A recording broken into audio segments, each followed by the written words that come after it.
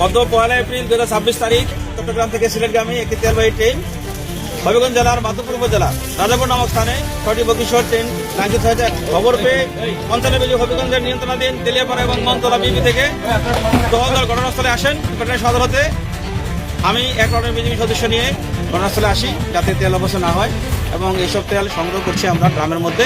এই উদ্ধার অভিযান যতক্ষণ মধ্যে এখানে ট্রেনের বগির তেল বন্ধ না হবে এবং কার্যক্রম শেষ হওয়ার মধ্যে আমাদের উদ্ধার অভিযান চলমান থাকবে।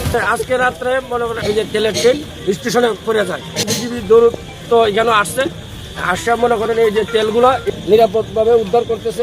তেলবাহী গাড়ি ট্রেন দুর্ঘটনা ঘটে 6টা বগি নিয়ে অবস্থায় তাৎক্ষণিক বিজিবি সদস্যরা সবাই চলে আসছে খবর পাইয়া। আসার পরে এই তেলগুলা সংগ্রহ করতেছে। উদ্ধার কাজ বিজিবি সদস্যরা এখনো চলমান অবস্থা রাখছে।